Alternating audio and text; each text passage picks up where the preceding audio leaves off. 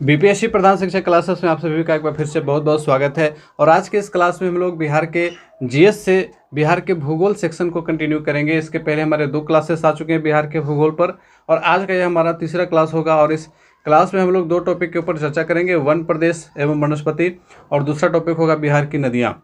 तो फटाफट सवालों को लेते हैं। पहला सवाल है, बिहार में किस प्रकार के वन पाए जाते हैं? तो बिहार के अंदर आर्द्र पतझड़ वन एवं शुष्क पतझड़ वन, ये दोनों ही प्रकार के वन पाए जाते हैं, याद रखेंगे। अगला सवाल है कि बिहार राज्य के वनस्पति प्रदेश में कौन शामिल नहीं है? तो बिहार राज्य के वनस्पति प्रदेश में सदाबहार वन शामिल नहीं है। अगला सवाल है कि बिहार राज्य के कुल भौगोलिक क्षेत्रफल का कितने प्रतिशत क्षेत्र पर वन है? तो 6.64% है, लेकिन ये थोड़ा सा पुराना डाटा है। नवीनतम डाटा जो है 7.74% पर पहुंच चुका है बिहार का वन क्षेत्रफल। अगला सवाल देखेंगे कि बिहार में कितने लाख हेक्टेयर क्षेत्र पर वन फैले हुए हैं? तो इसका ऑप्शन यहाँ पे 6.22 लाख हेक्टेयर जो है वो सही है। अगला सवाल है कि बिहार में प्रति व्यक्ति वन भूमि का औसत क्या है? तो पहला ऑप्शन सही है, 0.05 हेक्टेयर। बिहार का सर्वाधिक सघन वन प्रदेश वाला जिला कौन सा है? ये सवाल पूछा जा सकता है, इसलिए आप इसे याद रखेंगे।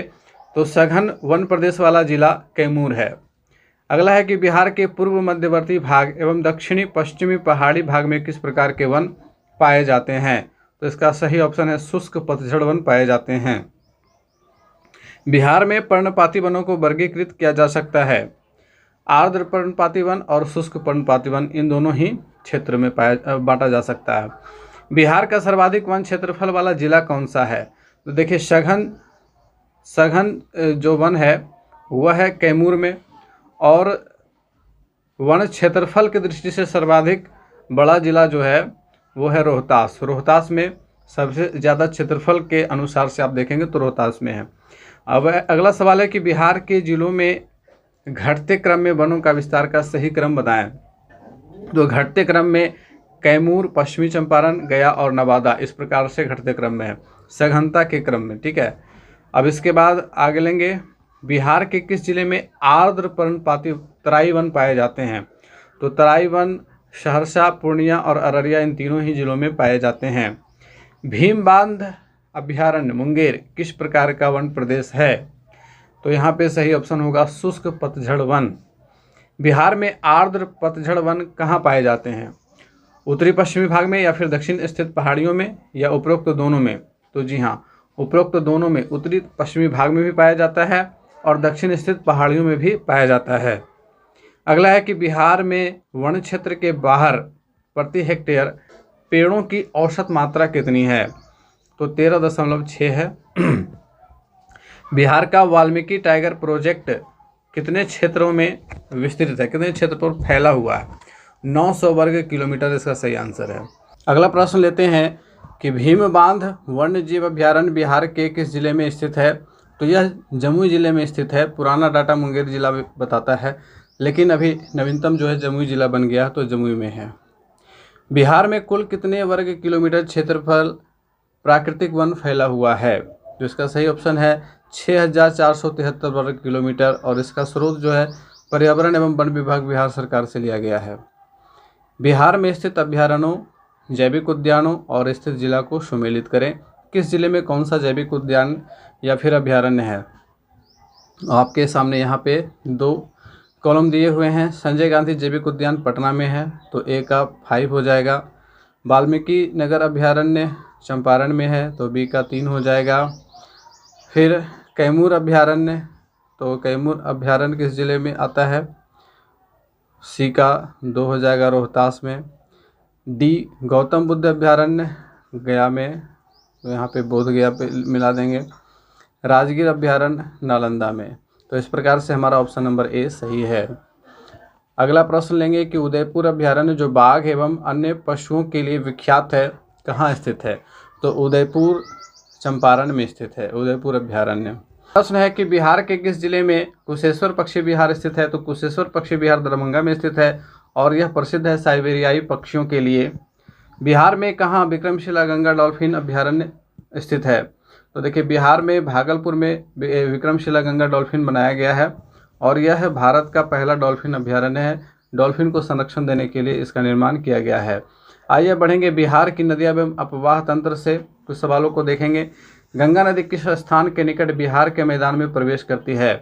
तो चौसा में बिहार में प्रवेश करती है, चौसा नामक स्थान पे। बिहार में प्रवाहित होने वाली निम्नलिखित नदियों में से कौन छोटा नागपुर के पठारी भाग से निकलती है? तो छोटा नागपुर के पठारी भाग से निकलने वाली नदी जो है वो फल्गु है। गंगा नदी की बिहार में लंबाई कितनी है? तो बिहार में 425 किलोमीटर है, याद रखेंगे, और ये काफ़ी इंपॉर्टेंट क्वेश्चन है, पूछा जा सकता है। हरोहर नदी जो ताल क्षेत्र से होते हुए गंगा में मिल जाती है, बढ़िया से पूरब है, बढ़िया से पश्चिम है, क्यूल से पूरब है या लखीसराय से पश्चिम है। तो यह नदी बढ़िया से पश्चिम क्षेत्र में है। बिहार में गंगा की उत्तरी सहायक नदियों में सबसे लंबी सहायक नदी कौन सी है? तो सबसे लंबी सहायक नदी कोशी है, जिसकी लंबाई 120 किलोमीटर है, याद रखेंगे, काफ़ी इंपॉर्टेंट क्वेश्चन है। अगला सवाल है कि बिहार के उत्तरी भाग की नदियां तथा उसके उद्गम स्थानों में कौन बेमेल है? ठीक है, कोशी, हिमालय, गंडक, हिमालय, बागमती, छोटा नागपुर का पठार, बूढ़ी गंडक, हिमालय। तो इसका सही ऑप्शन सी है, बागमती, छोटा नागपुर का पठार। ये गलत है। हिमालय से निकलने वाली अन्य नदियां हैं सरयू, घाघरा, महानंदा, बागमती एवं कमला बगान। तो बागमती जो नदी है वो हिमालय से निकलती है, ना कि छोटा नागपुर के पठार से, इसलिए ये गलत है। अगला सवाल देखेंगे, निम्नलिखित नदियों में कौन बिहार नदी में गंगा में मिल जाती है? गंडक, सोन, घाघरा, पुनपुन। ऑप्शंस हैं 1, 2, 3, 4। तो जी हाँ, 1, 2, 3, 4 ये चारों ही नदियाँ बिहार में गंगा में मिल जाती हैं। निम्नलिखित नदियों में कौन बिहार में गंगा में उत्तर की तरफ से नहीं मिलती है? ठीक है, गंगा में एक उत्तर की तरफ से मिलने वाली नदी और दूसरी दक्षिण की तरफ से मिलने वाली नदियां हैं।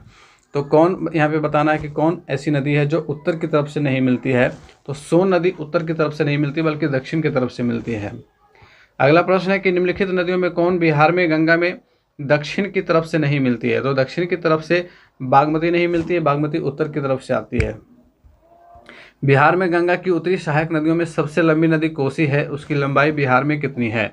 तो अभी हम लोगों ने चर्चा कर लिया इसका, 120 किलोमीटर। बिहार में वर्षा कितनी होती है? तो बिहार में वर्षा 1000 से 1500 मिलीमीटर प्रति वर्ष औसतन वर्षा होती है। घाघरा नदी बिहार के किस जिले में प्रवेश करती है? तो घाघरा नदी सारण जिले में प्रवेश करती है। बिहार में घाघरा नदी गंगा में कहाँ मिल जाती है? तो यह छपरा के निकट गंगा में मिल जाती है।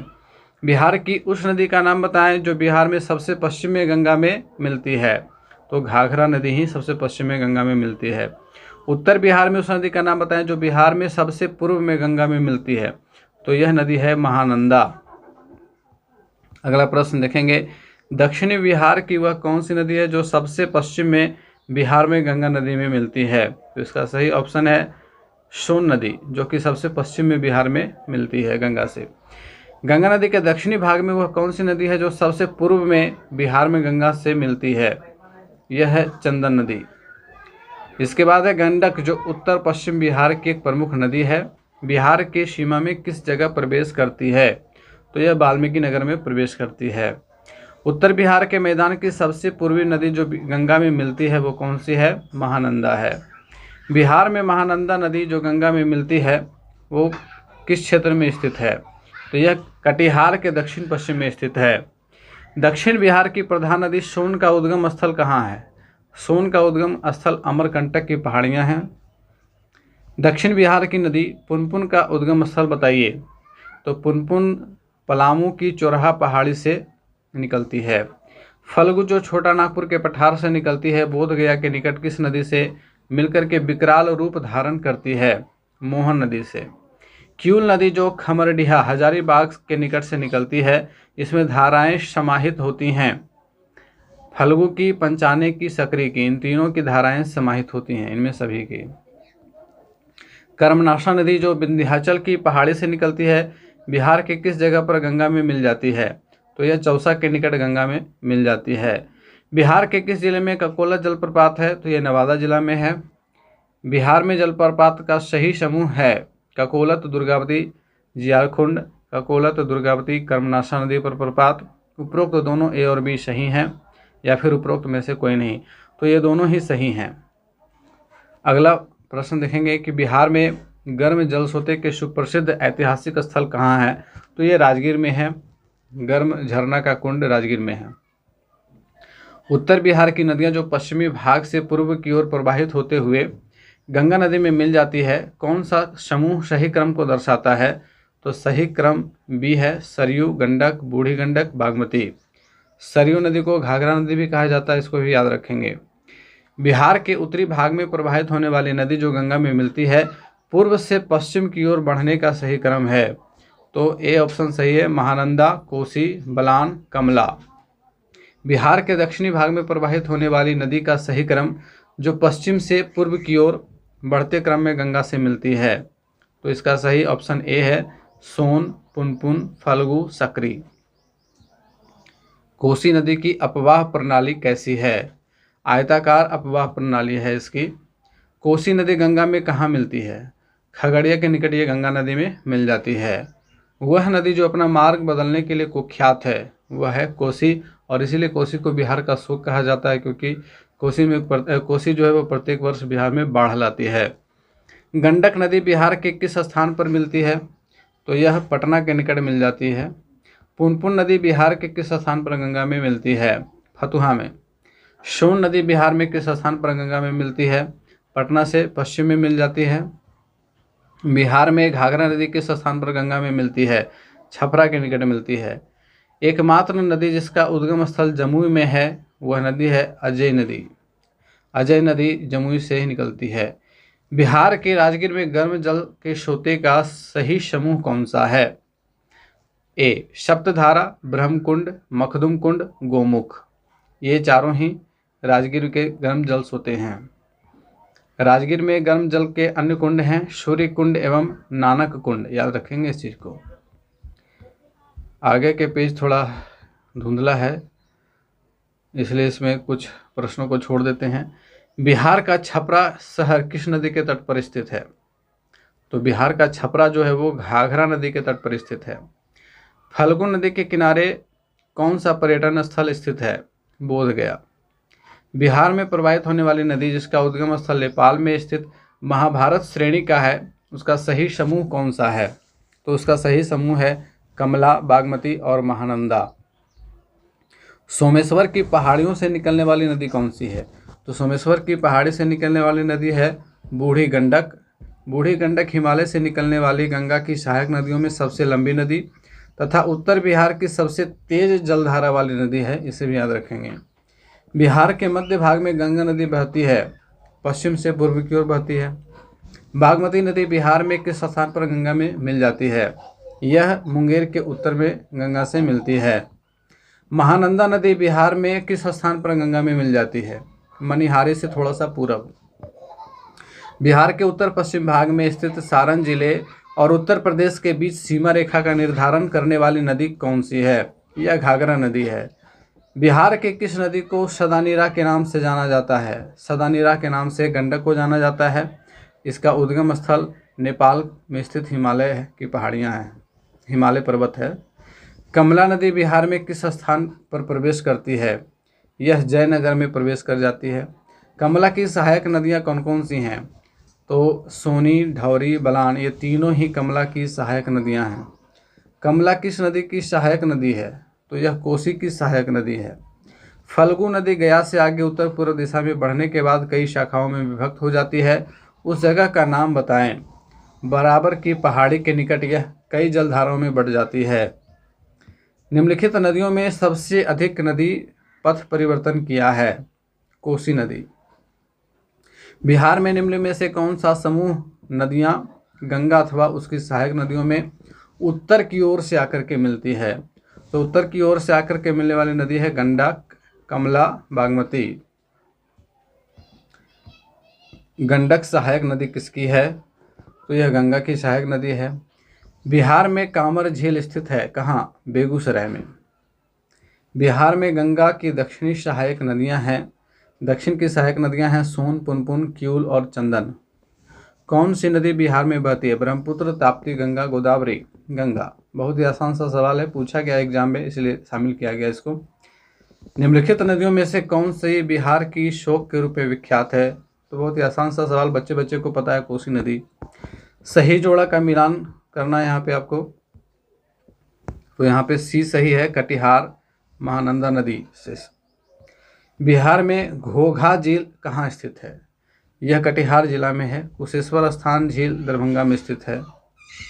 इनमें से कौन नदी सर्वाधिक विसर्पाकार मार्ग बनाती है? तो बूढ़ी गंडक इसका सही आंसर है। बिहार के किस जिला में सर्वाधिक गोखुर झील पाए जाते हैं? तो इसका सही ऑप्शन है सहरसा। अगला सवाल है कि बिहार में स्थित ककोला जलप्रपात की ऊंचाई क्या है? तो इसकी ऊंचाई 47 मीटर है। राजगीर के ब्रह्मकुंड का औसत तापमान कितना रहता है? 87 डिग्री सेल्सियस रहता है। मोकामा ताल में सर्वाधिक जल किस नदी का होता है? फल्गु नदी का। भिखना थोड़ी दर्रे के मध्य से कौन सी नदी गुजरती है? हरहा नदी। बिहार की किस नदी द्वारा सर्वाधिक मलबे अपने तली पर निक्षेपित किया जाता है? तो कोसी नदी के द्वारा। बिहार की कौन सी नदी हिमानी से प्रारंभ होती है? तो यह कोसी नदी है। गंडक नदी बिहार और उत्तर प्रदेश की सीमा कितनी लंबाई तक बनाती है? ये काफ़ी इंपॉर्टेंट सवाल है। 120 किलोमीटर याद रखेंगे। उत्तरी बिहार के किस नदी की औसत धार सर्वाधिक है? तो यह बूढ़ी गंडक है। बिहार में गंगा के दक्षिणी मैदान में निम्न में से कौन सी नदी प्रवाहित नहीं होती है? तो यह सही ऑप्शन है बागमती। यह उत्तर बिहार की नदी है। बिहार में गंगा के उत्तरी मैदान में गंगा में मिलने वाली नदियों में आप किसे शामिल नहीं करेंगे? तो यह सोन नदी है। यह दक्षिणी क्षेत्र से मिलती है। निम्नलिखित में कौन सा समूह की नदियां बिहार और उत्तर प्रदेश के बीच की सीमा रेखा बनाती है? इसका सही ऑप्शन है सी, कर्मनाशा, गंडक और घाघरा। निम्नलिखित नदियों में से किसके तट पर पटना स्थित है? तो पटना गंगा नदी के तट पर स्थित है। तो इस प्रकार से आज के इस क्लास में हम लोगों ने बिहार के वन प्रदेश एवं बिहार की नदियों से प्रमुख सवालों को देखा। मिलते फिर से अगले सवाल में एक नए टॉपिक के साथ। तब तक के लिए गुड बाय, टेक केयर।